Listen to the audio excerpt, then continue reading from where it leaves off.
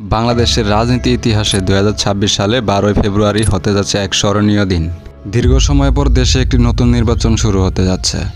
5ই August ছাত্র জনতার গণ অভ্যুত্থানের পর এটি প্রথম নির্বাচন, যেখানে দেশে 298টি আসনে প্রায় 1981 জন প্রার্থী চূড়ান্ত লড়াইয়ে নেমেছে। কিন্তু সাধারণ ভোটারদের মনে এখনও হাজারো প্রশ্ন। নির্বাচন কি আসলে নিরপেক্ষ হবে? ঠিক এই সময় বিশ্ববিখ্যাত ডক্টর মোহাম্মদ মিজানুর রহমান আজাহারি একটি বিশেষ বার্তা জনগণের মধ্যে নতুন করে চিন্তার খোরাক জগিয়েছে। তিনি সরাসরি কোনো দলের নাম না বললেও ইসলামের আলোকে যে মন্তব্য দিয়েছেন তা কি আপনার পছন্দের প্রার্থীর মধ্যে আছে? আজকের ভিডিওতে আমরা নির্বাচনের মাঠের চিত্র এবং আজাহারি সেই আলোচিত বার্তার আসল ব্যাখ্যা জানাবো। চলুন জেনে আসি। তফসিল অনুযায়ী গত 22 জানুয়ারি থেকে আনুষ্ঠানিকভাবে নির্বাচনের প্রচারণা শুরু হয়েছে, যা চলবে 10 ফেব্রুয়ারি রাত 12টা পর্যন্ত।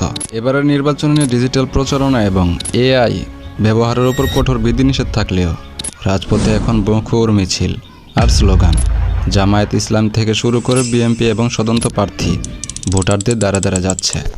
এরই মাঝে কেউ দিচ্ছে কৃষি ঋণ মওকুফের প্রতিশ্রুতি, কেউ আবার বলছেন দুর্নীতিমুক্ত প্রশাসনের কথা।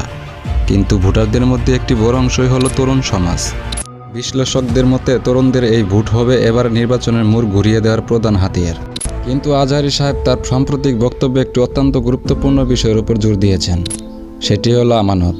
আজহারি সাহেব মনে করিয়ে দিয়েছেন, আপনি যখন কাউকে ভোট দিবেন তখন আপনি আল্লাহর কাছে সাক্ষী দিচ্ছেন যে এই মানুষটি এই পদের জন্য সবচেয়ে যোগ্য। তিনি 3টি গুণের কথা বলেছেন।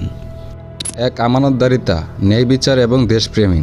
যদি কোনো ভোটার জেনে শুনে একটি দুর্নীতিবাজ বা দেশদ্রোহী মানুষকে ভোট দেয়, তবে সে কি মিথ্যা সাক্ষ্য দেওয়ার পাপে অংশীদার হবে না?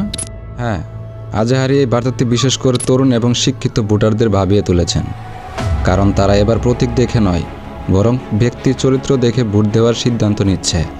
এবারে নির্বাচনের বড় সাক্ষা জায়গা হলো আইন শৃঙ্খলা পরিস্থিতি।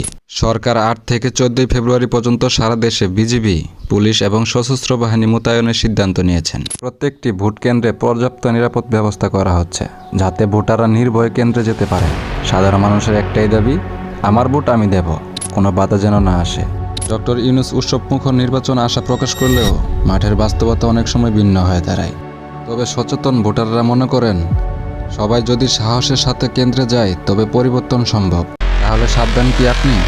সাবধান হলো আপনার বিবেক। 12 ফেব্রুয়ারি যখন আপনি ভোট হাতে নেবেন, তখন ডক্টর আজাহারির সেই কথাটি মনে রাখবেন, আপনার একটি ভোট নির্ধারণ করবে আগামী 5 বছর বাংলাদেশ। আপনি কি আবেগের বশে ভোট দিবেন, নাকি আগামী উজ্জ্বল ভবিষ্যতের জন্য যোগ্য মানুষ বেছে নেবেন? আমাদের এই বড় পরিবারের সদস্যর কাছে আমার একটা প্রশ্ন, আপনারা কাকে যোগ্য মনে করছেন? হ্যাঁ, আপনাকেই বলছি, আপনার মূল্যবান মতামতটি নিচের কমেন্টে বলে যান আর ভোটারদের সচেতন করুন।